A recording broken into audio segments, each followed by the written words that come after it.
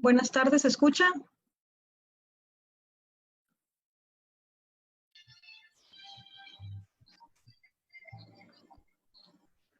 Sí se escucha.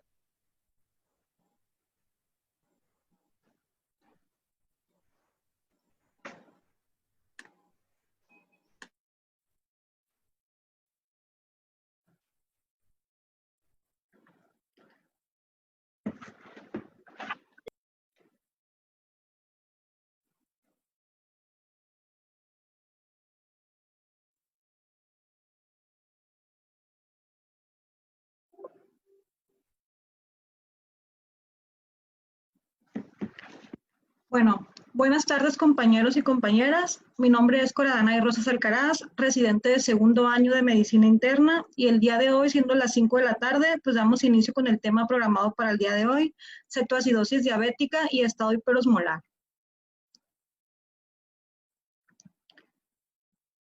En cuanto a los objetivos de la clase, vamos a mencionar una introducción, algo de historia, epidemiología, factores de riesgo y fisiopatología, así como diagnóstico y tratamiento tanto del tema de cetoacidosis diabética como del tema de estado hiperosmolar.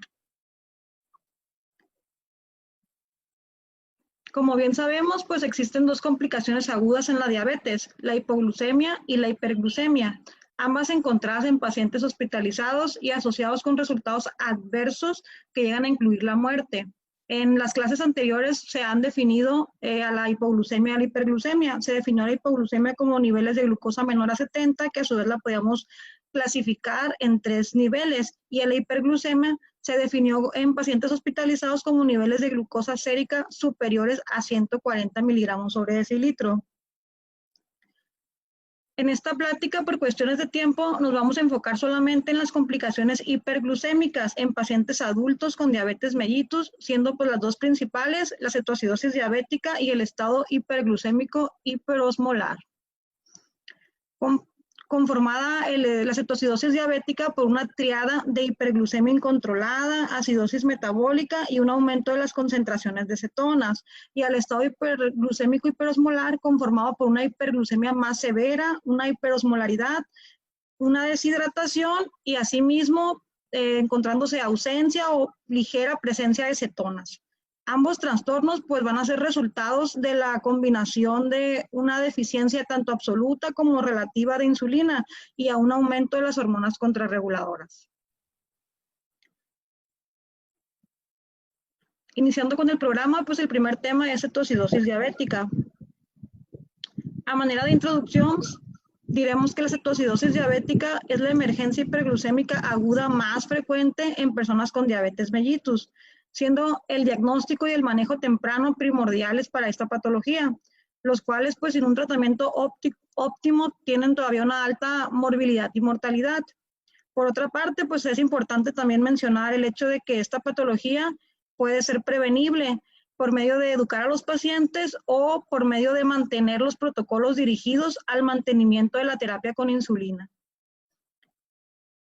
En cuanto a la historia, pues los primeros reportes históricos se remontan hacia los años de 1800, en los que se describían un estado de coma que se presentaba en niños y adultos que eran diagnosticados posteriormente con diabetes mellitus.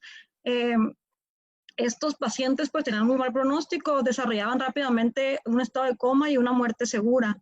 En los años siguientes se encontró la presencia de cetonas en orinas de estos individuos, y años después se describió la primera disnea severa que se presentaba en estos pacientes, la cual con los años pues se le dio el nombre de Kussmaul, asociado al médico alemán Adolf Kussmaul, que fue el que la descubrió. De igual manera, pues en los siguientes años, en los años de 1870, se definieron las cetonas que conocemos actualmente como beta-hidroxibutirato y acetoacetato. Y en 1929 se dio el descubrimiento de la insulina, descubrimiento pues que vino a revolucionar todo el tratamiento y el pronóstico en estos pacientes. Para los años de 1923, la mortalidad en los pacientes era de más del 95%, y esta tuvo a disminuir conforme el paso de los años debido a que se fueron introduciendo diferentes protocolos sobre tratamientos con dosis altas de insulina. Y pues para el año 2010 ya la mortalidad era menor al 1% en países de primer mundo. Y pues nada más a manera cultural, pues mencionar que en el año 2001 se publicó la primera guía de la ADA y en el año 2011 se publicó la primera guía de Reino Unido. En cuanto a la epidemiología, pues esta en su mayoría ha sido obtenida de pacientes hospitalizados, en los cuales pues, la cetoacidosis diabética se presentó en 2/3 partes de los pacientes con diabetes mellitus tipo 1. Antes se pensaba que solamente estos pacientes presentaban cetoacidosis. Sin embargo, 1/3 parte de los pacientes hospitalizados tienen diagnóstico de diabetes mellitus tipo 2. Estos pacientes se conocen como diabéticos tipo 2 propensos a cetosis. Este nombre se les dio debido a que estos pacientes tienen un componente genético que no se ha explicado muy bien, pero que se sabe que casi todos estos pacientes que son propensos a cetosis son porque son obesos, tienen una historia familiar muy fuerte de diabetes mellitus tipo 2 y tienen evidencia de resistencia a la insulina. Y además, pues también en cuanto a las pruebas inmunológicas, estos individuos tienen una frecuencia típica de marcadores autoinmunes muy parecidos a los de los diabéticos tipo 1. Sin embargo, a diferencia de los tipo 1, los diabéticos tipo 2 propensos a la cetosis, a menudo pueden volver a su tratamiento con hipoglucemiantes orales sin la necesidad de continuar la terapia después de que se ha curado el cuadro de cetoacidosis. Ahora, continuando con la epidemiología, pues esta se presenta mayormente en población latina y afroamericanos. Además, algo peculiar en estos pacientes es que se presenta mayormente en pacientes jóvenes y pues también es catalogada como una enfermedad muy costosa. Esto, pues reportes en Estados Unidos nos dice que un solo caso de cetoacidosis llega a tener un costo de más de $26,500 y en Europa se estima que el costo es mayor a los 2.000 euros por cuadro de cetoacidosis en adultos, siendo más costosa todavía en niños. La cetoacidosis también, pues, se considera que es una manifestación principal para el diagnóstico de diabetes mellitus tipo 1, aunque la incidencia puede variar mucho dependiendo de la población y la literatura que leamos. Pues en cuanto a las tasas de hospitalización, pues es más alta en pacientes menores a 45 años, por lo que mencionábamos anteriormente, que es más frecuente en los diabéticos tipo 1. Y la mortalidad se estima que es menor al 1%, pero en países desarrollados, países hablando como Estados Unidos, Reino Unido, Australia. Y pues esta mortalidad es más que nada en pacientes jóvenes, pero si al paciente se le suman los comórbidos y se le suman la edad, pues esta tiende a aumentar, llegando hasta ser hasta un 10%. En cuanto a la cetoacidosis diabética recurrente, pues se sabe que el 16% de los pacientes con cetoacidosis recurrente han sido hospitalizados en más de un hospital. O sea, ¿qué quiere decir? Que estos pacientes, pues por lo general no reciben buena atención médica y pues andan de hospital a hospital y que son los que pues son la causa principal de la alta incidencia de estos pacientes de cetoacidosis.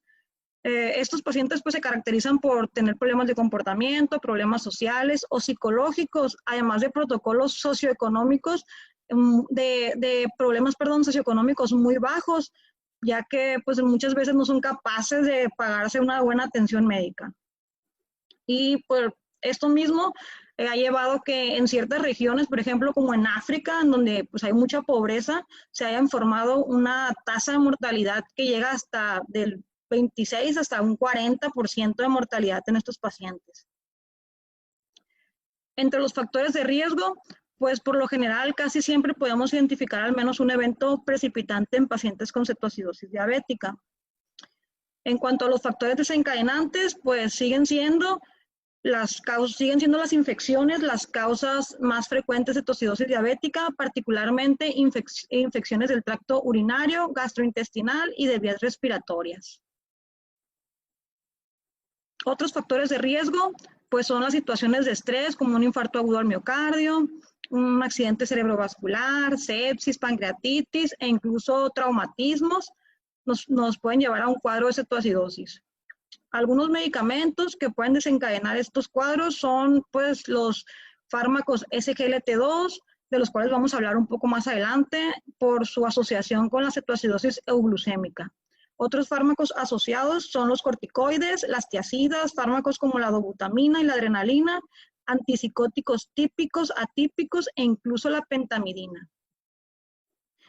Datos del registro de diabetes mellitus tipo 1 en los Estados Unidos también han demostrado que el consumo de drogas está asociado con mayor riesgo de cetoacidosis, principalmente en los pacientes con diabetes mellitus tipo 1, ya que las drogas tienden a afectar el metabolismo de los carbohidratos y el alcohol, pues por sí mismo, el alcohol nos tiende a producir cetonas, entonces pues también es una droga que se asocia con este cuadro. Igual lo vamos a mencionar más adelante. Otros factores pues son la omisión de la insulina o que se presente un nuevo cuadro de diabetes mellitus, por ejemplo los tipo 1, aunque aquí también podemos englobar al mal funcionamiento de los dispositivos de infusión continua de insulina. Por último, pues hay que mencionar los factores psicológicos, como por ejemplo, en personas que tengan bajo nivel socioeconómico, adolescentes, principalmente mujeres, que tienden a tener problemas de trastornos alimenticios o dismorfia corporal, ya que con tal de no subir de peso, tienden a evitar la dieta y pues no quieren ponerse insulina por el miedo de subir de peso.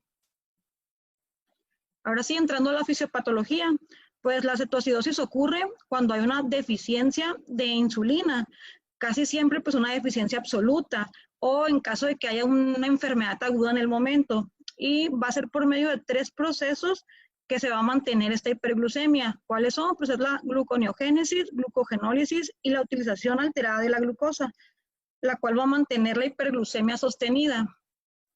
Ahora, en este esquema, pues resumimos la fisiopatología de la cetoacidosis y del estado hiperosmolar. Sin embargo, nos vamos a mantener nada más del lado derecho del esquema, enfocándonos en la fisiopatología de la cetoacidosis diabética, en la cual pues vamos a iniciar con la deficiencia absoluta de insulina, la cual va a aumentar las hormonas contrarreguladoras. Y esto va a estimular la lipasa para que se produzca una lipólisis y se van a formar, los triglicéridos se van a descomponer en glicerol y en ácidos grasos libres.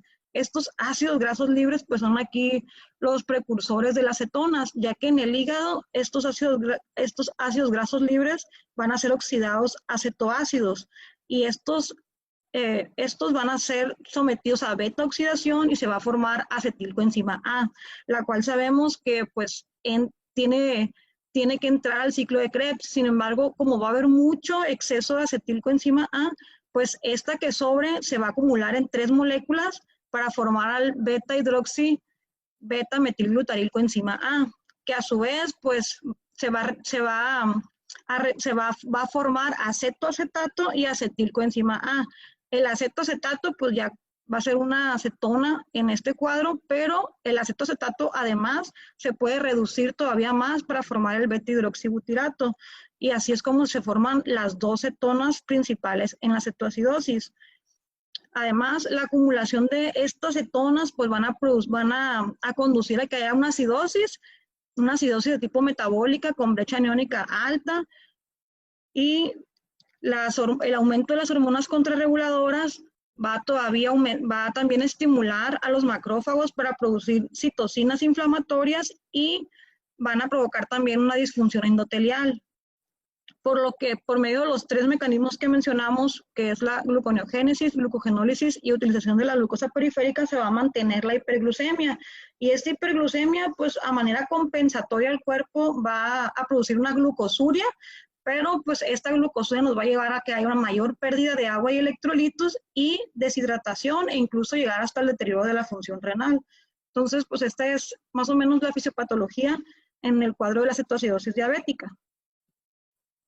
Ahora, se ha descrito una variante conocida como cetoacidosis euglucémica, que se reporta entre el 3 al 8% de los casos de cetoacidosis, que se caracteriza por una glucosa sérica normal o casi normal, por presencia de acidosis y cetonas, por lo que pues es difícil hacer a veces el diagnóstico diferencial con el cuadro clásico de cetoacidosis diabética. Sin embargo, hay que tener en cuenta esta patología siempre que el paciente tenga los factores de riesgo, como cuáles, pues que utilice fármacos como los SGLT2, que utilice alcohol, que presente inanición, que esté embarazada o que tenga alguna enfermedad como la enfermedad hepática crónica. Vamos a mencionar de manera breve los factores asociados con esta variante. Entonces, los SGLT2 pues son fármacos hipoglucemiantes, también conocidos como glifosinas. Ya los hemos mencionado anteriormente en las monográficas pasadas. Estos fármacos pues se utilizan para el tratamiento de la diabetes mellitus, principalmente la tipo 2. Y pues sabemos que estos fármacos pues son relativamente recientes, fueron aprobados en el año 2013, pero para el año 2015 ya se metían alertas de estos fármacos, ya que se les había encontrado una asociación con la tendencia de provocar cetoacidosis diabética, principalmente en los pacientes con diabetes mellitus tipo 1. Estos fármacos, pues, son muy atractivos en cuanto al control glucémico que le dan a los pacientes y aparte tienden a que disminuyan de peso. El control glucémico es gracias, pues, a que el mecanismo de acción de estos fármacos es inhibir la reabsorción tubular proximal de la glucosa, o sea, la glucosuria, pues, mantiene a los pacientes en niveles óptimos, pues, de glucosa. Esto tiende a que los pacientes disminuyen las dosis de insulina por las bajas de glucosa, pero pues al disminuir la glucosa y disminuir la glucosa y los niveles de insulina, pues recuerden la fisiopatología que mencionábamos anteriormente, se tiende a la lipólisis y a la producción de cuerpos cetónicos. Otros efectos secundarios en estos medicamentos que hay que tomar en cuenta para otras enfermedades pues, que se asocian con urosepsis y pielonefritis, con hipotensión, con daño renal agudo, con fracturas óseas y hasta con un aumento de las amputaciones en estos pacientes. Ahora la cetoacidosis alcohólica, pues esta se desarrolla en personas que pues atraviesan por un abuso de alcohol crónico. Esas personas casi siempre son personas que no tienen un adecuado cuidado, tienen náuseas, tienen vómitos, casi no tienen una buena dieta. Y pues además, cuando llegan a presentar síndromes de abstinencia, pues esto tiende a liberar hormonas contrarreguladoras, lo cual pues va a provocar por medio de los mecanismos de la lipólisis y cetogénesis, pues que se tiendan a formar cetonas. Además, no olvidemos que el alcohol por sí solo, pues por medio de la enzima alcohol deshidrogenasa, va a metabolizar el etanol a acetaldehído y después a ácido acético para convertirlo en acetoacetato. Entonces, por sí solo el alcohol ya tiende a producir cetonas. Pero ¿cómo vamos a hacer el diagnóstico diferencial aquí? Pues casi siempre van a ser personas que tengan el antecedente de abuso crónico de alcohol y los niveles de glucosa van a estar normales a pesar de la presencia de cetonas. Al hablar de cetosis de inanición, pues nos referimos a personas que llevan una ingesta muy reducida de calorías. Casi siempre pues tienen que ser dietas que lleven menos de 500 kilocalorías al día.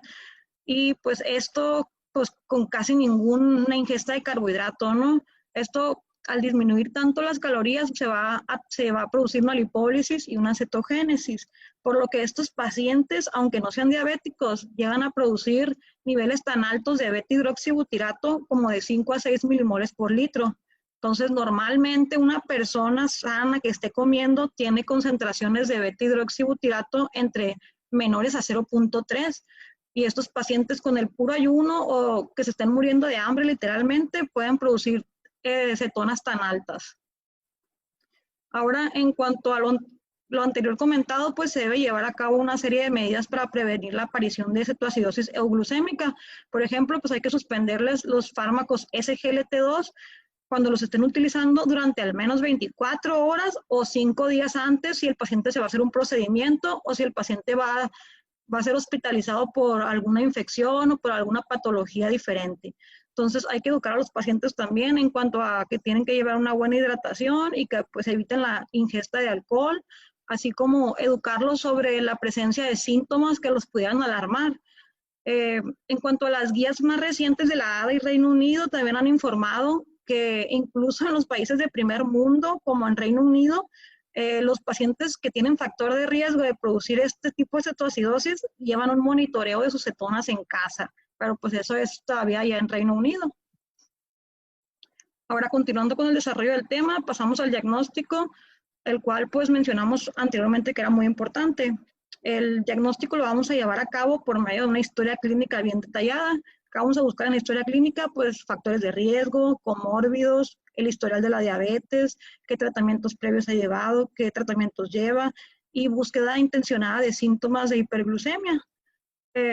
Una vez que tenemos la historia clínica, pues una buena exploración física y pues si tenemos la sospecha, vamos a confirmarlo con los estudios de laboratorio. Ahora, en cuanto a la presentación clínica, los pacientes tienden a presentar una evolución muy rápida.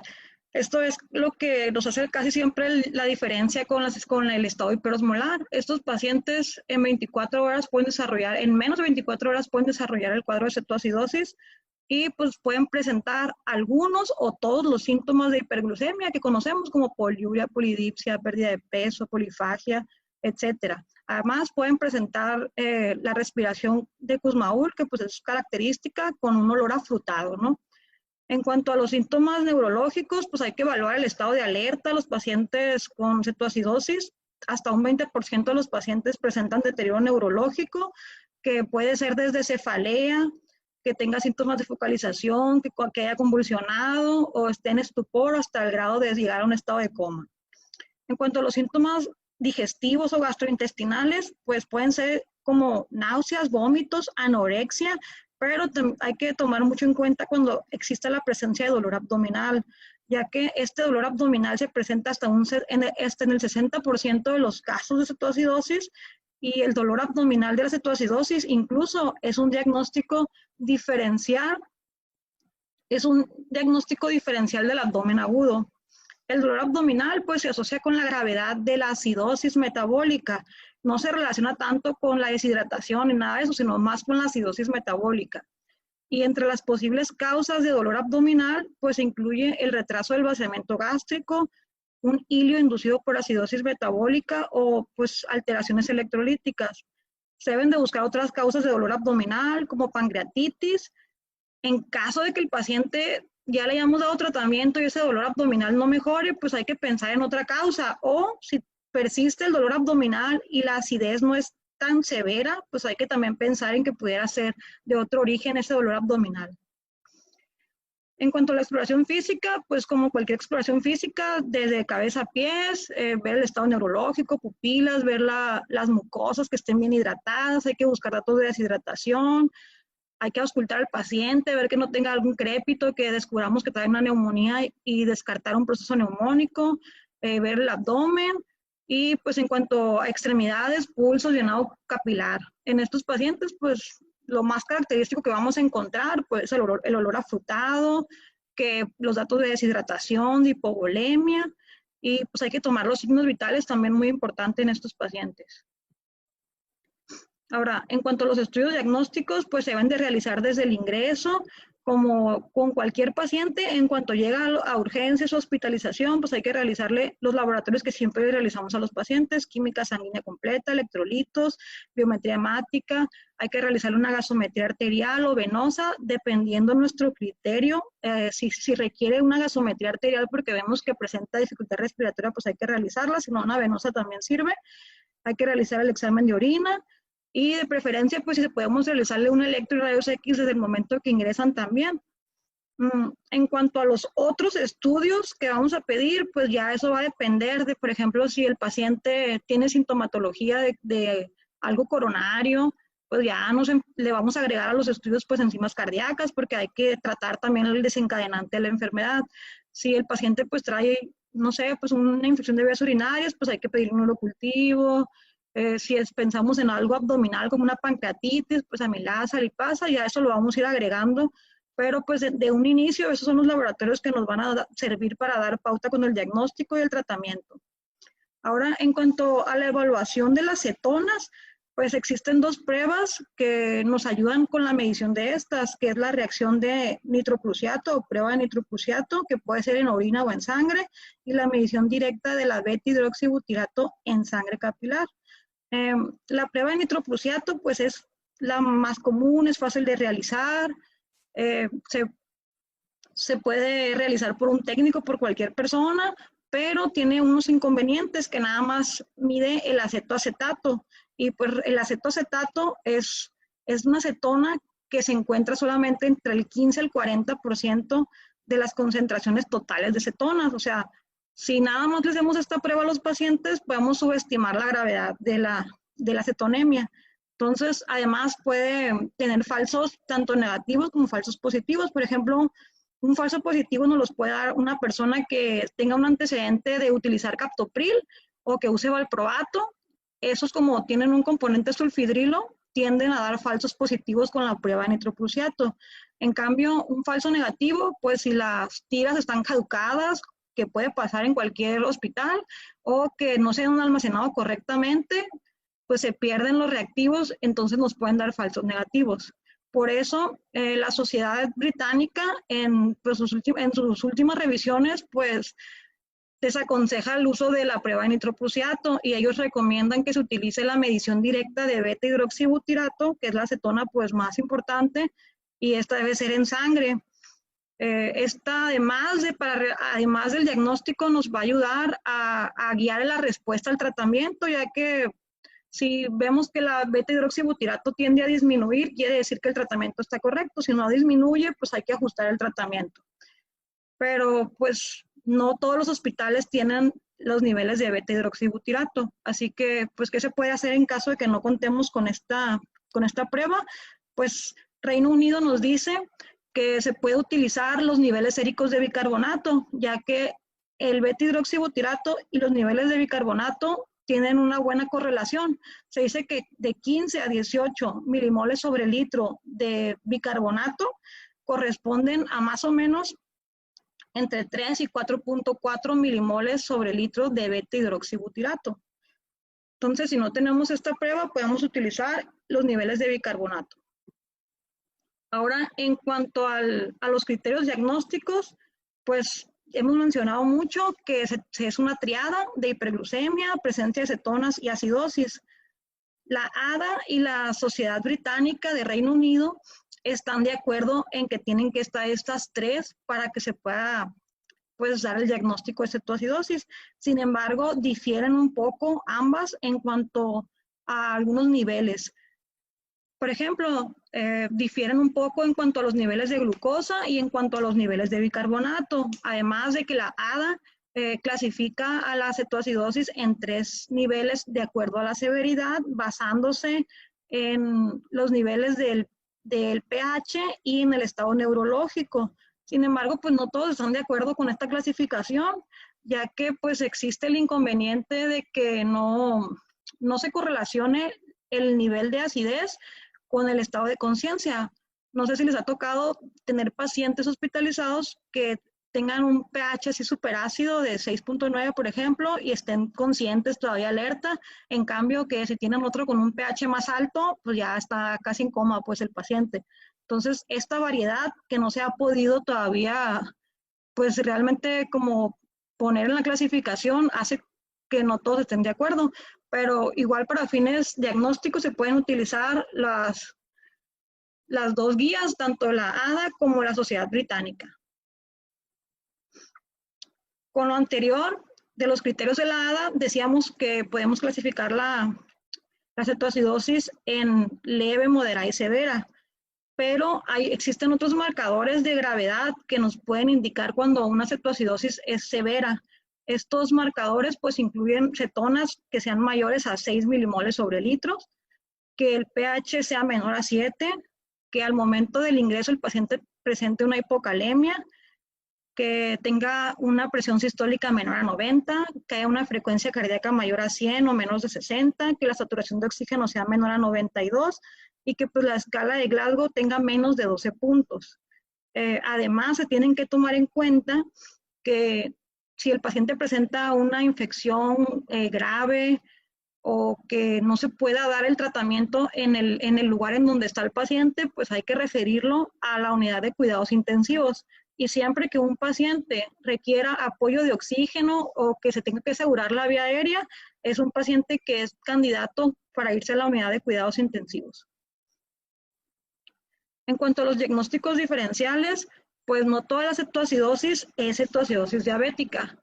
Entre estos diagnósticos diferenciales, pues están lo que mencionábamos hace rato, que son las cetoacidosis euglucémicas, que pueden ser provocadas por fármacos, alcohol, inanición, etcétera.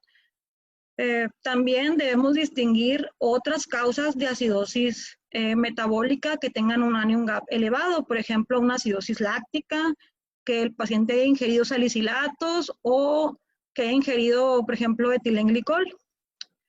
Además, también otra causa, pues otras causas metabólicas, por ejemplo, un enfermo renal, que es casi siempre estos pacientes pues tienden a tener acidez, descontroles de la glucosa y tienden a tener alteración del estado neurológico. O sea, clínicamente pudiéramos confundir el cuadro, pero pues ya con los resultados del laboratorio, los antecedentes, ya pudiéramos hacer el buen diagnóstico diferencial.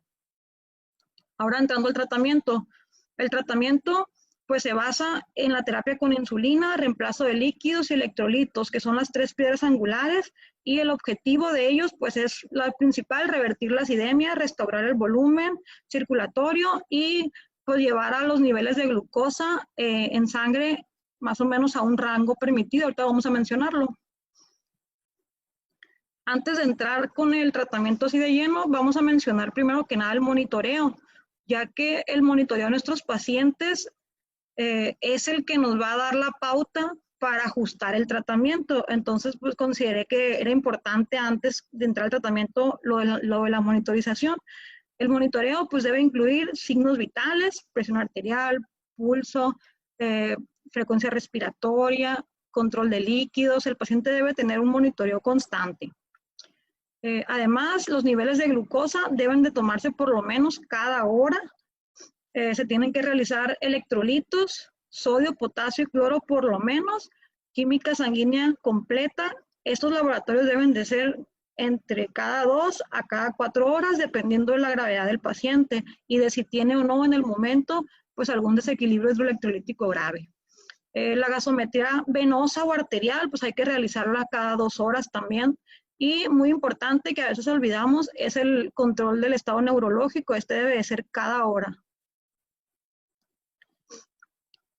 Iniciando con el tratamiento, pues tenemos que la administración de líquidos intravenosos, pues es la clave para corregir el volumen intravascular.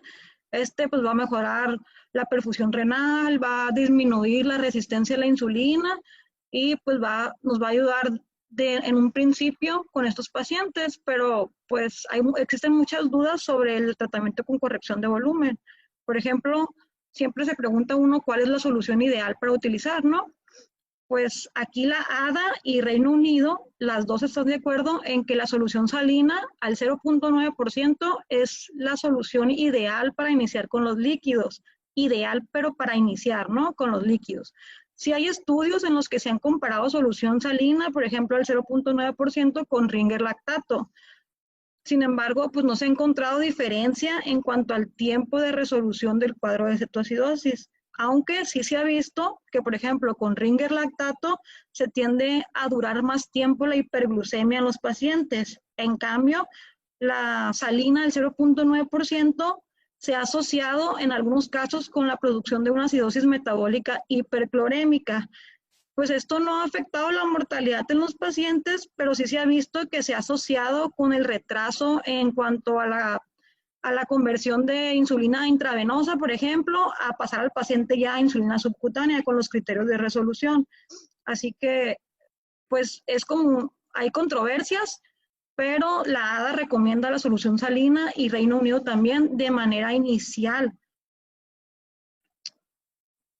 No hay que olvidar, además del tipo de solución, pues la cantidad y el déficit de volumen intravascular. Siempre hay que fijarnos si nuestro paciente tiene un déficit muy alto de volumen, si está chocado, y pues ver los electrolitos iniciales, ¿no?, que tiene el paciente para así definir la cantidad de líquidos que le vamos a administrar en las primeras horas. Se dice que el déficit de líquidos de cetoacidosis es en los pacientes de aproximadamente 100 mililitros por kilogramo de peso, el cual es el que vamos a tener que restaurar en las primeras 24 horas de tratamiento.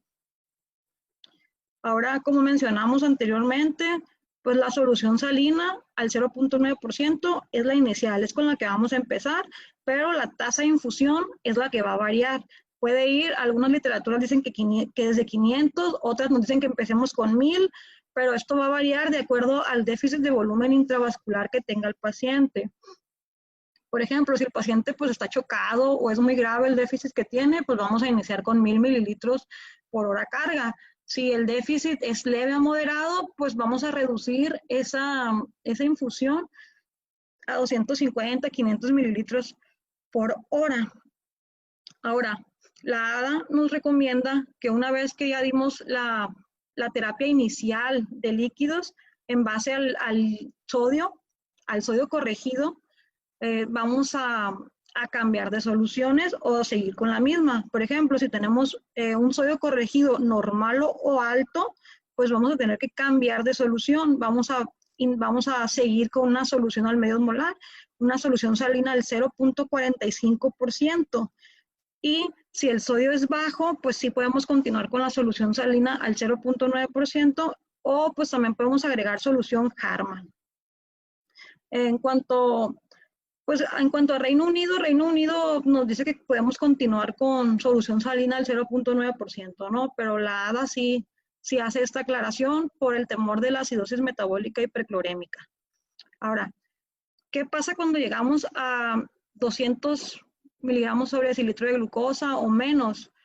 Esto, pues, es algo que casi siempre nos tiene con el pendiente, ¿no? En estos pacientes.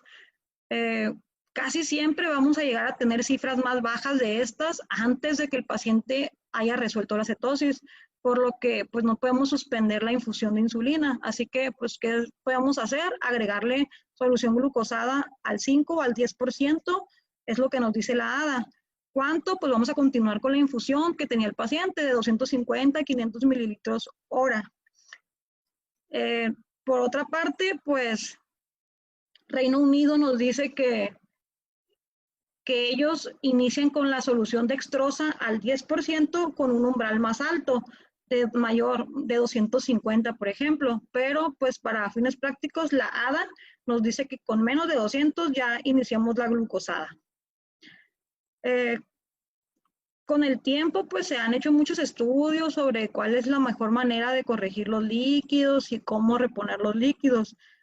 Pero, pues, depende, ¿no?, de cada médico y del hospital, de los recursos, de la institución, pero siempre el objetivo es que el tratamiento dure menos. A mí me pareció interesante el protocolo de las 2 bolsas. Este protocolo, pues, es que vamos a utilizar 2 bolsas de solución salina al 0.45%. Una bolsa no va a tener dextrosa y la otra sí va a tener dextrosa al 10% y se van a ajustar a una infusión de 250 a 500 mililitros. Este método, pues, se ha asociado a mejores resultados en cuanto a una resolución más temprana y, pues, evita la necesidad de estar cambiando, ¿no? Que cada vez que tengamos los resultados del laboratorio cambiemos de solución, ¿no? Así, con este método de tener 2 bolsas podemos continuar la infusión. En cuanto al reemplazo de potasio, pues es muy importante. Casi todos los pacientes van a presentar un déficit importante de potasio. Hay que tener en cuenta, pues, que a pesar de que les estemos reponiendo potasio, en algún momento pueden presentar una hipocalemia severa, por lo que no hay que desesperarnos y hay que seguir el monitoreo del tratamiento. La ADA nos recomienda que con más de 5.5 de potasio no se reponga potasio, que si tiene entre 4 y 5, pues hay que agregar 20 miliequivalentes por litro de solución. Si el potasio es de 3 a 4, hay que agregar 40 miliequivalentes de KCl por litro de solución. Y si el potasio es menor a 3, eso es muy importante, no vamos a iniciar la insulina y vamos a hacer una reposición, pues, más alta. Por ejemplo, vamos a agregar de 10 a 20 miliequivalentes por hora hasta mantener el potasio a niveles mayor a 3 o incluso mayor a 3.3.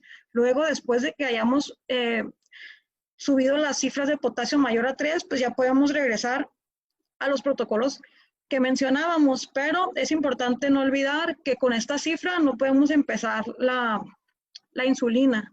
Entonces, es en lo que coinciden tanto la ADA como Reino Unido, los niveles de potasio menor a 3 o que el paciente presente síntomas de hipocalemia, pues ya es una indicación para retrasar la administración de insulina y esperarnos hasta que hayamos resuelto la hipocalemia.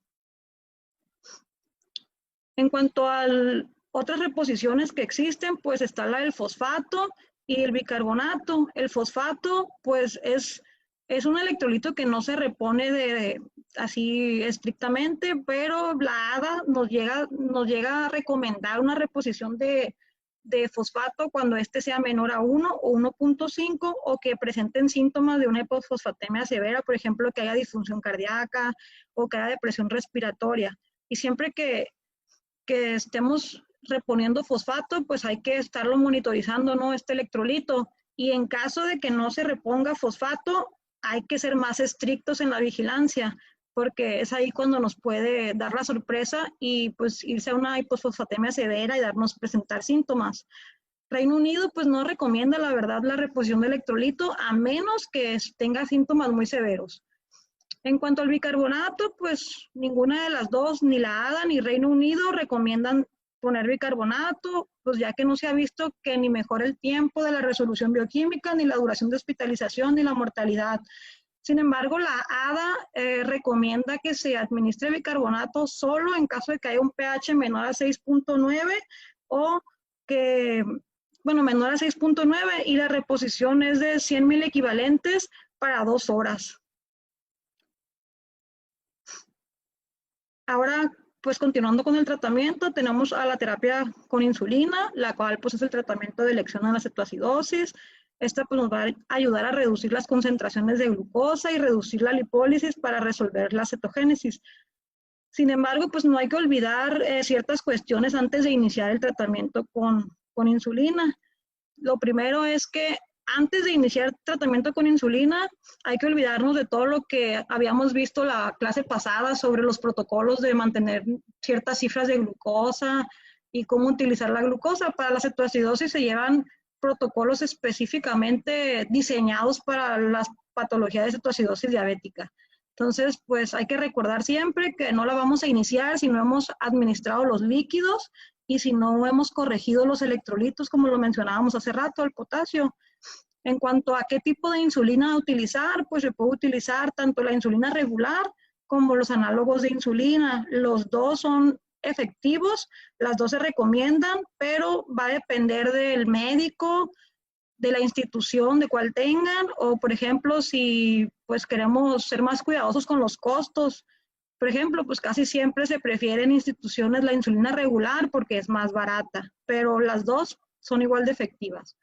Ahora, iniciando con los protocolos, pues hay diferentes protocolos para la insulina intravenosa. Vamos a hablar nada más de insulina intravenosa. Esta se puede administrar de dos maneras. La primera, en el esquema, es iniciar con un bolo de 0.1 unidades por kilo, ya sea IV o subcutáneas, si en dado caso que todavía no tengamos asegurada una vía. Y después vamos a infundir la insulina intravenosa a 0.1 unidades por kilo hora. Cuando la glucosa sea menor a 200 y ya le hayamos agregado la solución glucosada, vamos a disminuir la infusión de la insulina a 0.02 o a 0.05 unidades por kilo hora. Esa es una manera de administrar la insulina intravenosa. La otra manera es por una infusión de insulina IV un poco más alta, como a 0.14 unidades por kilo hora, la cual de igual manera cuando hayamos llegado a glucosa menor a 200 vamos a disminuirla a 0.02 o a 0.05 unidades por kilo hora. Ahora, en cuanto a las metas que hay que mantener en los pacientes para ver si es adecuada la dosis de insulina, pues la ADA nos dice que la glucosa en la primera hora tiene que disminuir por lo menos de 50 a 70 miligramos sobre decilitro hora. Y si esto no ocurre, hay que pues ver de nuevo las vías, ver que no esté infiltrado, que sí esté pasando la insulina. Y si esto está bien, pues ya correspondería ahí a aumentar la dosis de insulina. Pero primero es verificar la vía. Reino Unido, por su parte, ellos nos recomiendan, pues ellos son muy afectos a los niveles de cetonas, al beta-hidroxibutirato. Entonces, ellos nos dicen que tiene que haber disminuido la beta-hidroxibutirato menos de 0.5 milimoles por litro por hora. Y si no tenemos la medición sérica de esta cetona, pues podemos tomar en cuenta el bicarbonato, que el bicarbonato haya aumentado por lo menos 3 mil equivalentes por hora. Y si no, pues ya como último recurso, pues también nos podemos basar en los niveles de glucosa que hayan disminuido por lo menos 50 miligramos. Este tratamiento con insulina se va a continuar en los pacientes hasta que estén comiendo, estén tomando líquidos y ya tengan criterios para pasarlos a una terapia con insulina subcutánea. ¿Cuáles son los criterios? Esos criterios pues son la combinación de varios factores que pueden ser glucosa menor a 200, un nivel de bicarbonato sérico mayor a 18, un pH venoso mayor a 7.3, que la brecha aniónica sea menor a 12 y que los niveles de beta-hidroxibutirato sean menores a 1. En caso de que no tengamos pues, la medición de beta-hidroxibutirato, se dice que la brecha aniónica es el mejor indicador de resolución. Ahora, hay otra alternativa a la terapia con insulina. Si no queremos ponerle insulina intravenosa al paciente y si este cumple con ciertos criterios, podemos utilizar una terapia con insulina subcutánea. Estos criterios son pues, que el paciente tenga cetoacidosis diabética leve a moderada, que esté alerta, que tolere la vía oral, que el pH sea mayor a 7 y que el bicarbonato sea mayor a 10.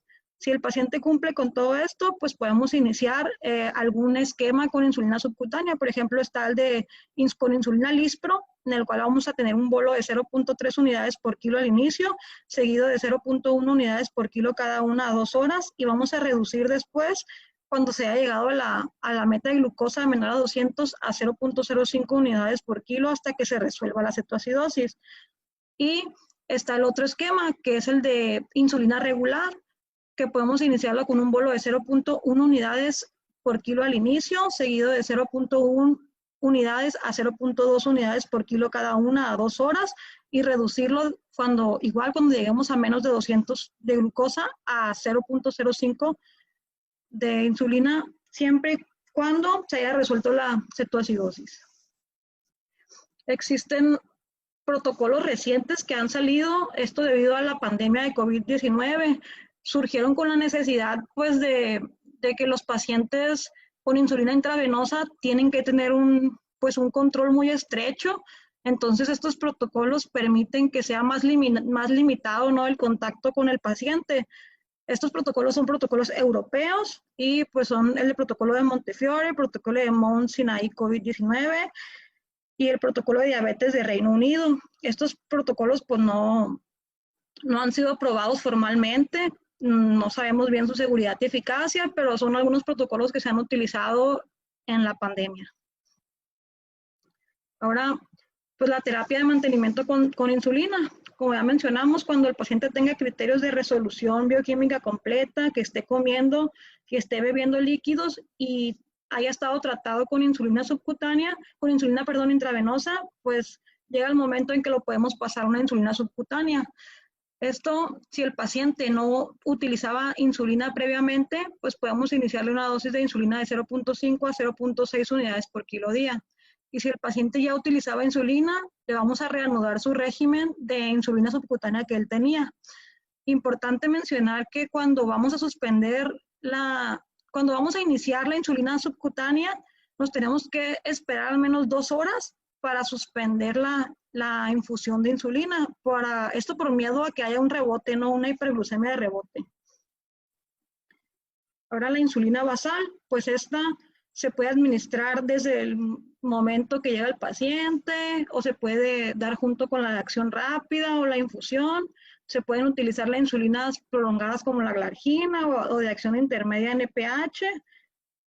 Y pues estas se puede continuar el paciente la misma dosis que utilizaba antes, o si creemos que es pertinente aumentar un poco la dosis. Si nunca había utilizado insulina basal, pues hay que darle una dosis de 0.25 unidades por kilo.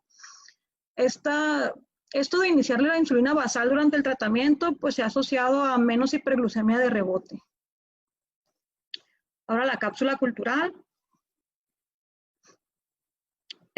Pues la cápsula cultural habla sobre Alfred Nobel. Este pues fue un personaje que nació en 1833 en Estocolmo, Suecia, en una familia de ingenieros. Él fue una persona muy brillante, fue un químico, fue un ingeniero e inventor. Se le conocen muchos inventos, entre ellos pues es padre de la balística, muchos explosivos militares, con un total de 355 inventos, y pues su invento más famoso es el de la dinamita. Él pues se hizo muy famoso porque compró una empresa llamada Bofors, que pues era siderúrgica y de hierro, y él la convirtió en una importante fábrica de armas, por lo que pues su fortuna pues es muy grande. En 1888 pasó algo que sorprendió mucho a este personaje. Al leer un periódico francés, leyó su propio obituario. Este decía que, este decía, el mercader de la muerte ha muerto. El obituario pues estaba dirigido a él, solo que había llegado 8 años antes de su muerte. Entonces, pues Alfred Nobel pues se dio cuenta de que era un error del periódico, ya que era su hermano el que había fallecido. Sin embargo, pues esto lo desconcertó de tal manera que lo hizo pensar sobre cómo quería ser recordado, sobre como un mercader de la muerte, sobre un fabricante de armas, o pues sobre alguien que hizo algo bueno sobre la humanidad. Entonces, esto llevó a que este personaje cambiase su testamento, y en 1895, un año antes de su muerte, pues él habló ante un club sueco-noruego en el que especificaba que toda su bueno, que la mayor parte de su fortuna se iba a emplear para aquellas personas que hicieran el mayor beneficio a la humanidad en ciertos campos, desde la física, química, medicina, literatura y la paz. Estos premios pues han comenzado a entregarse desde 1901 en las categorías mencionadas, agregándose en los últimos años el Premio Nobel de Ciencias Económicas y el Premio Nobel de Ciencias Históricas. Estos premios se entregan cada año a cada persona que en su rama se les entrega una medalla de oro, un diploma y una suma de dinero. La suma de dinero pues nunca es la misma, esta va determinada de acuerdo a la fundación que lleva su nombre, la Fundación Nobel. Y pues se dice que en algunos años esta ha llegado a ser de 874,000 euros por persona que gana. Si en el mismo premio pues se llegan a, a dividir entre 3 personas, pues se tienen que dividir la cantidad entre los 3. Por último, de la cápsula, pues mencionar nada más que el Premio Nobel de 1923 fue para Frederick Graham Banting y John James Richard MacLeod, que fueron pues los que descubrieron la insulina y pues cambiaron todo el panorama, ¿no?, de esta enfermedad. Ahora, por último, y de manera breve, el estado hiperosmolar. Pues es otra emergencia hiperglucémica encontrada, ocurre con menos frecuencia en la cetoacidosis diabética, representa el 1% nada más de las emergencias, pero tiene una mortalidad más alta, entre el 20% aproximadamente. Es más frecuente en personas de la séptima década de la vida, probablemente por esto sea más alta su mortalidad, y pues se presenta mayormente en mujeres. Esta enfermedad se caracteriza por una hiperglucemia severa, una alta osmolaridad sérica y un volumen reducido, además de que puede haber ligeras cetonas o estar ausentes. Ahora, en cuanto a la fisiopatología del estado hiperosmolar, pues vamos a usar el mismo esquema, nada más que nos vamos a ir al otro lado del esquema ahora. En la deficiencia relativa en el estado hiperosmolar va a haber una deficiencia relativa nada más de insulina, por lo que sí se van a aumentar las hormonas contrarreguladoras y pues van a aumentar todos los procesos que mencionábamos anteriormente en la cetoacidosis, pero como la deficiencia es relativa nada más, no va a ser suficiente para que se eche a andar la lipólisis y la degradación de triglicéridos a ácidos grasos libres. Entonces no se van a producir o no va a alcanzar esta deficiencia de insulina a provocar cetonas, por lo que estos pacientes pues tienen ausencia o muy poquitas cetonas en el diagnóstico. Pero sí van a pasar los siguientes sucesos, van a disminuir la síntesis de proteínas, va a haber proteólisis, van a estar presentes tanto la gluconeogénesis, la glucogenólisis, la utilización periférica de la glucosa, y van a mantener una hiperglucemia sostenida. Esta hiperglucemia pues va a mantener una diuresis osmótica de manera compensatoria, que pues va a llevar a una pérdida de agua, electrolitos, y a una deshidratación, la cual en el estado hiperosmolar pues se caracteriza por ser más severa esta deshidratación, lo que va a llevar a una hiperosmolaridad sérica que puede llegar a un daño renal. En cuanto a los factores de riesgo, pues son muy parecidos a la cetoacidosis. Las infecciones continúan siendo las más comunes, situaciones de estrés, infartos, pancreatitis, sepsis. Fármacos, pues los corticoides, antipsicóticos atípicos también se asocian con esta patología. E incluso se han reportado casos de estado hiperosmolar asociados a patologías endócrinas. En cuanto a los criterios diagnósticos, pues estos tenemos los de la ADA y los de Reino Unido. Estos pues son muy parecidos, pero difieren un poco en cuanto a las concentraciones de la glucosa y el bicarbonato. Por ejemplo, Reino Unido, la ADA en 2009, sus criterios nos dicen que se requiere una glucosa mayor a 600 miligramos sobre decilitro, un pH mayor a 7.3, una concentración de bicarbonato mayor a 18 y que haya pues ligeras cetonas o que sean muy bajas, pero pues no lo toma tanto en cuenta esto la ADA para los criterios diagnósticos. Lo que sí tiene que haber una osmolaridad sérica mayor a 320 y en cuanto a la presentación clínica, que los pacientes presenten un estado de estupor o coma. Reino Unido, por su parte, nos dice que la glucosa, con que sea mayor a 550 miligramos sobre decilitro, ya es un criterio para estado hiperosmolar, un pH mayor a 7.3, un bicarbonato mayor a 15, la presencia de beta-hidroxibutirato menor a 3 y una osmolaridad sérica mayor a 320, además de que puede haber pues una deshidratación severa y pues síntomas de malestar general. El tratamiento en estos pacientes, pues igual que la cetoacidosis, de manera inicial, corrección de líquidos, reemplazo de electrolitos para reducir la hiperosmolaridad. Aquí, a diferencia de la cetoacidosis, el estado hiperosmolar tiene un déficit más alto, por ejemplo, llega a ser tan alto como de 220 mililitros por kilogramo de peso. Esto pues depende de cada paciente. Ahora, en cuanto al tratamiento inicial de los líquidos intravenosos, pues igual como mencionábamos anteriormente, son la terapia inicial y de igual manera se recomienda la solución salina al 0.9%. Aquí se recomiendan 1000 mililitros durante la primera hora y después de la primera hora ya se van a ajustar en base a lo que mencionábamos anteriormente, al déficit de líquidos y a los electrolitos. Vamos a ajustar los líquidos entre 250 y 500 mililitros hora. La ADA nos recomienda que si el sodio corregido es normal o es alto, hay que cambiar de igual manera a una solución al 0.45 después de la primera hora. En cambio, Reino Unido nos dice que hay que continuar con la infusión de salina al 0.9% hasta que se haya logrado disminuir la glucosa entre 70 a 100 miligramos y hayamos disminuido la osmolaridad plasmática de 3 a 8 miliosmoles por kilo por hora. Reino Unido nos dice que hasta que el paciente tenga un balance positivo y esté estable, pues hay que cambiarlo a una solución al medio osmolar. Si no, pues continuar con solución salina. En cuanto a la glucosa, pues aquí la ADA nos dice que hay que cambiar a dextrosa al 5% o agregar dextrosa al 5% cuando la glucosa en sangre sea menor a 300 miligramos sobre decilitro. Y Reino Unido nos dice que cuando la glucosa sea menor a 250, hay que agregar dextrosa o al 5 o al 10% a una infusión constante pues de 250 miligramos sobre decilitro. En cuanto a la reposición de potasio, pues igual se puede presentar una hipocalemia severa en estos pacientes, por lo que hay que mantener una reposición constante.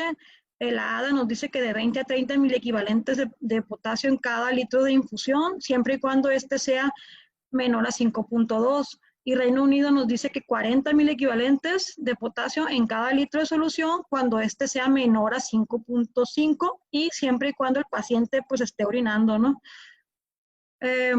Ambos están de acuerdo que no iniciar insulina en infusión si el potasio es menor a 3 y ambos están de acuerdo que no se requiere otro electrolito de reemplazo en estos pacientes. Aquí vemos nada más una diferencia entre el tratamiento de la reposición de potasio entre cetoacidosis y estado hiperosmolar. Vemos que es más estricto en la cetoacidosis porque el tratamiento con insulina pues es más severo y eso hace que pues el potasio tienda a irse más intracelular y pues se tiende a presentar mayor hipocalemia, pero pues en los dos hay que siempre llevar la monitorización y la reposición de potasio. Por último, la insulina en el estado hiperosmolar, pues la ADA nos dice que hay que iniciarla a 0.14 unidades por kilo hora después de un bolo inicial de 0.1 unidades y hay que mantener, igual que en cetoacidosis, una meta de disminuir la glucosa entre 50 y 75 miligramos sobre decilitro hora en la primera hora y mantener la glucosa siempre entre 200 a 300 hasta resolver el estado hiperosmolar. El Reino Unido nos dice que no utilicemos la insulina hasta que el paciente hasta que se le haya realizado una buena reposición de líquidos, siempre y cuando los niveles de beta-hidroxibutirato pues sean mayor a 1. Y si vamos a iniciar insulina, pues Reino Unido recomienda que sea una dosis más baja, a una dosis de 0.05 unidades por kilo hora. Ellos, su meta de la primera hora es que disminuya menos de 90 miligramos sobre decilitro hora y que mantengamos la glucosa entre 180 a 270 miligramos las primeras 24 horas. Los criterios de resolución del estado hiperosmolar, al igual que en cetoacidosis, la ADA nos dice que la osmolaridad tiene que estar normal y se tiene que haber recuperado el estado mental. Y Reino Unido nos dice que para que esté recuperado el paciente tiene que estar comiendo, tomando líquidos y tiene que ya haber tenido una indicación para suspensión de la insulina. Pero muchas veces nos dice Reino Unido que aunque ya esté resuelta el estado hiperosmolar, pues sea conveniente que continuemos con los líquidos hasta ya que el paciente se vaya a egresar. No olvidemos tratar también la causa, el desencadenante del estado hiperosmolar. Y pues entre las complicaciones está el edema cerebral, que pues es el más temido, que es muy raro que se presente en los adultos. Solamente 0.3 a 0.9% han presentado edema cerebral con cetoacidosis, pero cuando se llega a presentar, pues tienden muy mal pronóstico los pacientes y si sobreviven, pues tienden a dejar muchas secuelas neurológicas. El edema cerebral se asocia con la acidemia severa y con un déficit de líquidos muy altos. Pues en caso de que sospechemos de edema cerebral de manera clínica y no tengamos un estudio de imagen, pues se recomienda que valoremos iniciar un tratamiento oportuno, ya sea con manitol o solución salina hipertónica, ¿no? Eso ya pues a criterio de cada médico. Pueden haber otras complicaciones como desequilibrio hidroelectrolítico, edema agudo pulmonar, sobre todo por sobrecarga. Puede haber arritmias, puede haber accidentes cerebrovasculares, puede haber trombosis venosas profundas asociadas a veces a los catéteres centrales e incluso se han reportado casos de falla orgánica múltiple en los pacientes. Bueno, pues eso es todo sobre el tema. Nada más pues le voy a dejar una frase, que esta frase pues está dedicada para los residentes, los R4, en agradecimiento a toda su enseñanza y el apoyo que nos han dado. Es una frase para que recuerden que el éxito no es un accidente, es trabajo duro, perseverancia, es aprendizaje, estudio, sacrificio y más que nada, pues es amor propio, ¿no? Amor por lo que hacen. Y pues sería todo, gracias.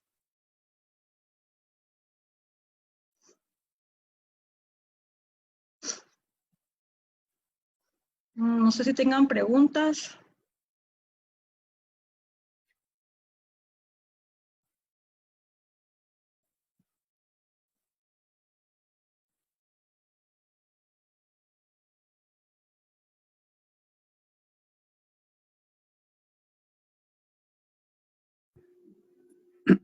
Hola doctora, Hola. Pues, buenas tardes todavía. Buenas tardes. Por allá, nosotros un poquito más tarde. Habla el doctor Pérez Berti. Sí, me gustó hola, su doctor. clase, se me hizo completa y nada más, como nada más para aterrizar así unos puntillos. Más que nada, el que más me interesa es recalcar lo de los criterios de admisión a UCI, ya que esta es una pregunta que siempre nos debemos de hacer cuando tengamos a un paciente enfrente, ¿no? Digo, a pesar de que ya sabemos que en muchas ocasiones la UCI nos la va a hacer de tos y pues por alguna razón tonta nos va a batear, ¿no? Entonces, la ADA, recuerden que nos sugiere tratar a los pacientes en UCI si presentan criterios de cetoacidosis severa, hipotensión, anasarca y otras comorbilidades críticas. Y la Joint British Diabetes Society recomienda que metamos al paciente, bueno, más bien que lo ingresemos al paciente con otros datos. Si tiene entre 18 y 25 años, si son pacientes que están embarazadas, presentan falla cardíaca o enfermedad renal crónica y otras comorbilidades, así como los criterios de cetoacidosis severa, que son los que usted tiene ahorita en la diapositiva, ¿no? ¿Qué más? Recordar en cuanto al tratamiento que cuando estemos reemplazando potasio, que como bien lo mencionó, muchas veces lo vamos a hacer porque pues va a llegar el paciente con déficit. No me acuerdo si lo mencionó, pero está bien recomendado que tengamos al paciente con monitorización cardíaca continua. En dado caso de que no nos lo quieran mover de cama, porque pues sabemos que ahí luego a veces también la hacen de emoción, lo que podemos hacer es estarle tomando electrocardiogramas, ¿no? Pero pues lo recomendado es tenerlo bien vigilado con el monitor. Y pues nada más, yo creo que así como manera de conclusión, en ambas entidades, lo más importante para estos pacientes es que nosotros nos apeguemos a ellos. Esto, pues por 2 puntos. Número 1, por ejemplo, en cetoacidosis, pues llevarlo a que rompa la cetosis lo más rápido posible.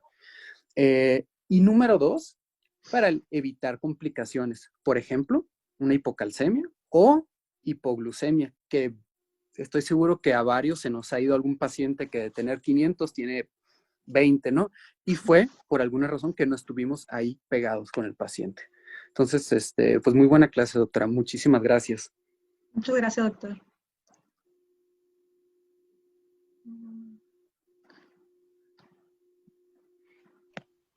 Hola, ¿sí me escucho? Sí. Perdón. Hola, pues otra vez a todos.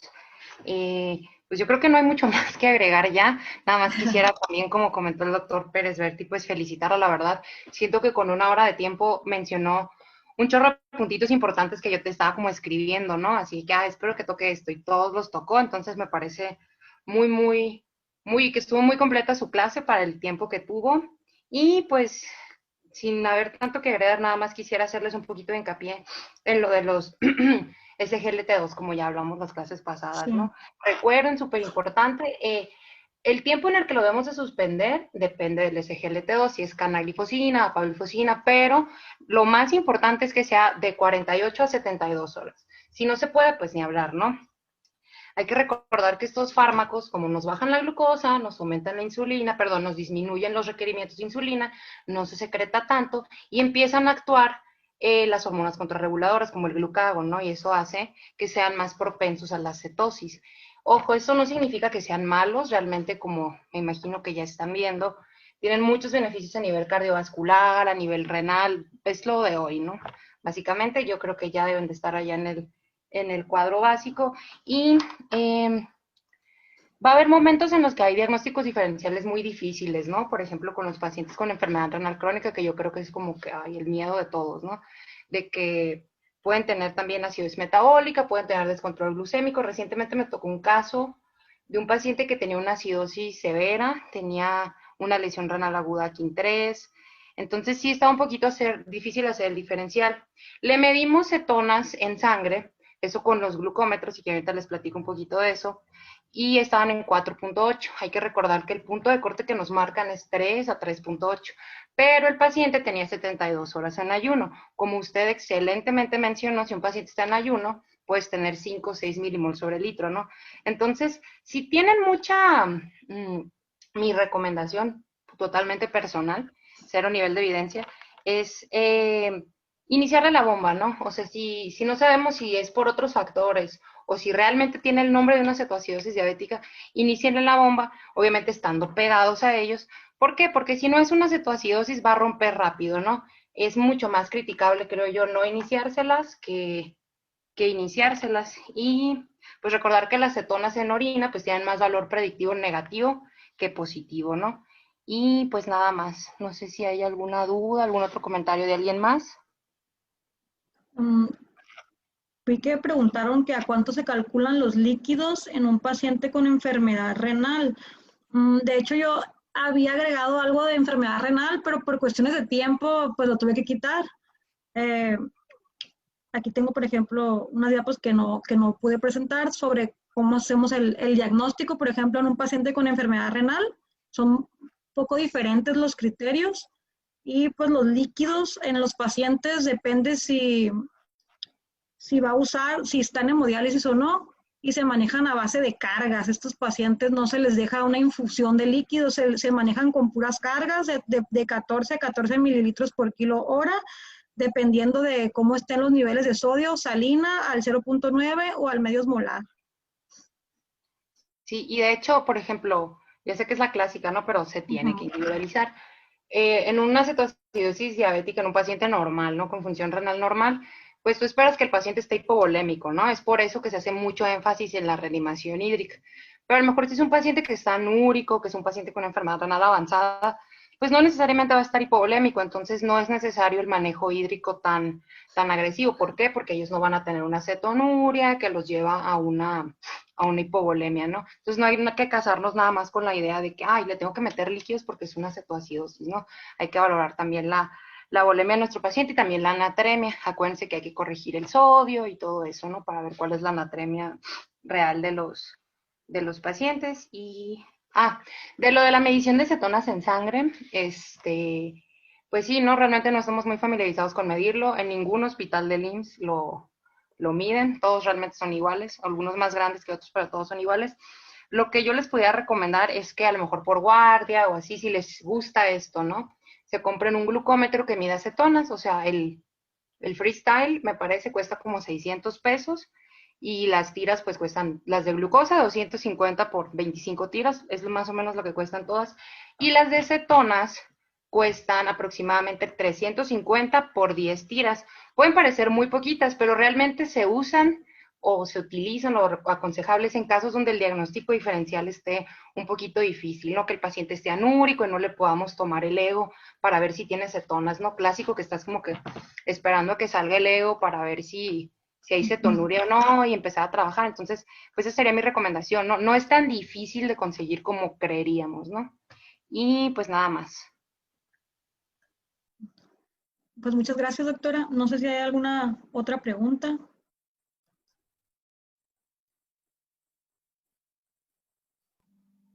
Bueno, A ver. ¿se escucha? Sí. Tengo una duda en relación con el tratamiento. La opción que se daba de dar insulina rápida subcutánea, Ajá. pues tenía la idea de que una de las contraindicaciones o de los motivos por los que no se daba era el estado de hidratación del paciente. Entonces, al tener un paciente con cetoacidosis pues deshidratado, se dificultaría más la absorción de la insulina de forma subcutánea.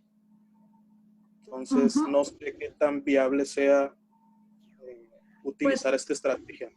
Pues de hecho, el tratamiento en los pacientes que usan el esquema de insulina subcutánea, se mencionaba que el tratamiento de líquidos y electrolitos es igual, idéntico al del tratamiento con insulina intravenosa. O sea, tú antes de iniciarle la insulina, aunque sea subcutánea, tuviste que haber hidratado al paciente y tuviste que haber, pues, pues resuelto si tenía alguna alteración en los electrolitos.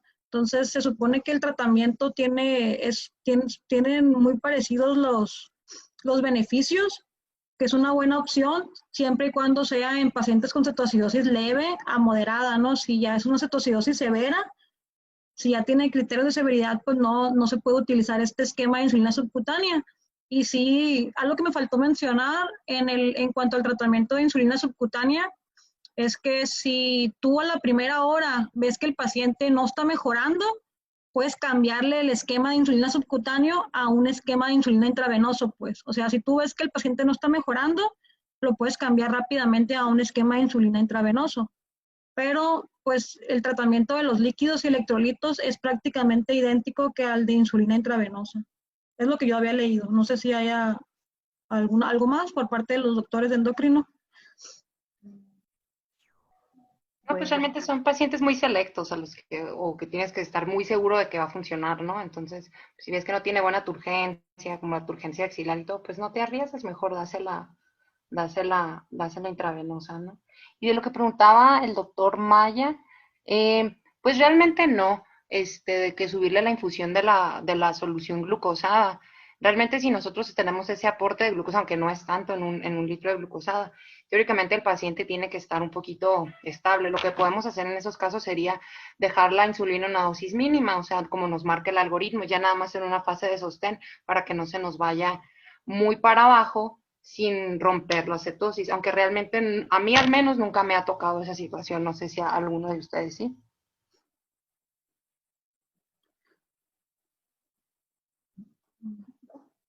Bueno, tomar eso como un... Bueno, pues como le comentaba el doctor Abraham, de los pacientes con insulina subcutánea, hay que tener en cuenta que no en todos los centros que vamos a estar tenemos la posibilidad de tener insulina en infusión. ¿Cuándo va a estar contraindicada o tenemos menos facilidad para usarla? Cuando un paciente está chocado. Acuérdese que depende mucho de la perfusión tisular también, cómo se va a distribuir la insulina, aparte de la deshidratación. Y si ya nadie tiene algo más que comentar, solamente queda felicitar a la doctora Cora porque me hizo un muy buen manejo del tiempo y del tema, abarcó todos los puntos que tenía que abarcar en el tiempo que tenía que ser requerido. También agradecer a la doctora Steps, al doctor Pérez Berti por esas perlas que nos regalaron sobre cetoacidosis diabética, un tema que por lo regular es algo común en nuestra unidad. Nos podemos encontrar ahorita en los pacientes con el COVID con cetoacidosis, ya sea inducida por los esteroides, mal control glucémico previo, pero sí es un tema de lo básico que tenemos que tratar como internistas y como no internistas también, porque también no va a llegar el cardio, nefro, a donde vayan, no va a llegar una cetoacidosis diabética. Por eso tenemos una población obesa, hipertensa y diabética. Es un tema que debemos manejar al debido. Pero quiero felicitarlos a todos. Estos 6 meses que trabajamos, aunque no trabajamos o como estamos acostumbrados a trabajar, creo que sacamos adelante el semestre, no nos quedamos atrás, por lo menos en lo que es lo académico. Sí es cierto que nos hace falta un poquito más estar con el paciente y todas esas cosas que nos pueden pasar en la guardia que poco a poco se va a ir dando. Pero esperemos ya en los próximos meses cambie la situación y puedan ustedes tener un poquito más de práctica clínica complementaria para poner en ejercicio todo eso que han estado estudiando estos meses y ya no más queden los libros y en los artículos. Pero quiero felicitarlos a todos porque la verdad han sido un muy buen grupo de R2, no hay quejas de nadie. Y muchas gracias por todas sus atenciones, sus felicitaciones. Esperemos verlos en febrero, marzo y que muchos sean internistas. Muchas gracias, doctora. No sé si alguien más tenga algo que aportar.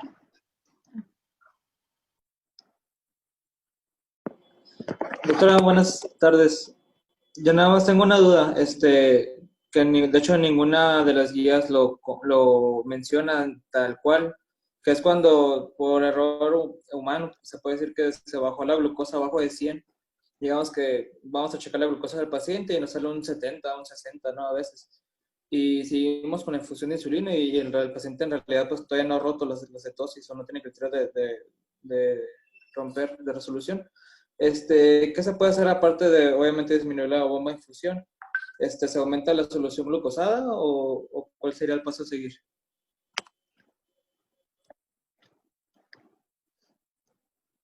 No sé si ya lo habíamos mencionado eso hace unos minutos. Al menos a mí, nunca me ha sucedido así porque tú estás hablando de que la cetoacidosis es una manifestación de una deficiencia importante de insulina, ¿no? Entonces, yo nunca lo he visto, nunca lo he encontrado descrito como dice usted. No sé si a alguien más le haya sucedido o si le ha sucedido a usted en la vida real. Obviamente, pues una hipoglucemia es un cuadro muy peligroso y es importante tratarlo de forma aguda porque la complicación es aguda y es un riesgo para la vida en ese momento, ¿no? Entonces ahí la prioridad sería llevar otra vez al paciente a una euglucemia y comenzar de nuevo, digamos, en donde nos quedamos con lo de la cetoacidosis, pero realmente fisiopatológicamente me parece difícil que se presente ese cuadro, salvo que alguien más haya leído algo, ¿no? Que puede suceder. Sí, hay que recordar que siempre tenemos pacientes y no patologías. Sí, podría pasar, no me ha pasado, pero hay que tenerlo en cuenta. Hay que recordar que la complicación más mortal para el paciente va a ser la hipoglucemia que la hiperglucemia. ¿Qué importa que nos atrasemos en llevar al paciente a euglucemia?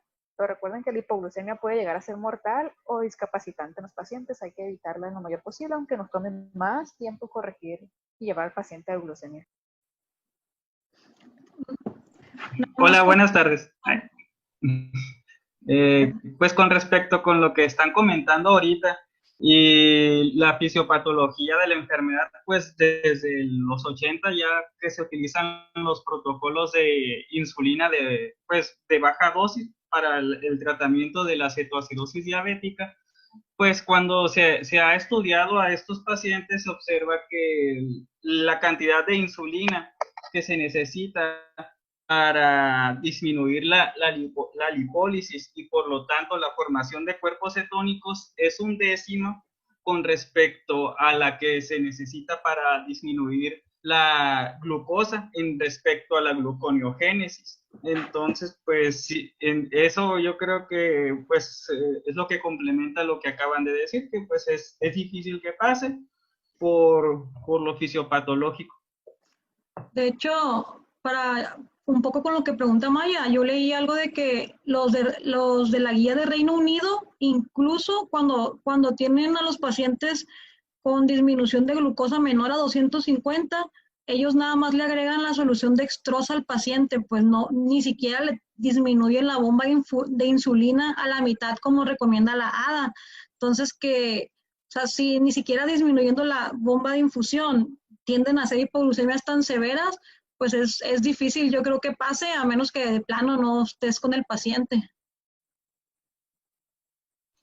Sí, si te llega una hipoglucemia severa, probablemente ya se te rompió la cetoacidosis y ya estás metido en otro problema, ¿no? De acuerdo con lo que ustedes comentan. Uh-huh.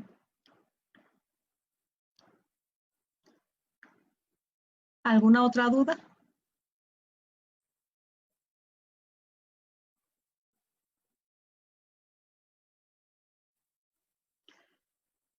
Bueno, pues si ya no hay más preguntas, pues nada más un agradecimiento a mi asesora, la doctora Soto, y pues felicitarla pues ya, pues porque se va a su servicio social, y pues esperamos volverla a ver a finales del R2.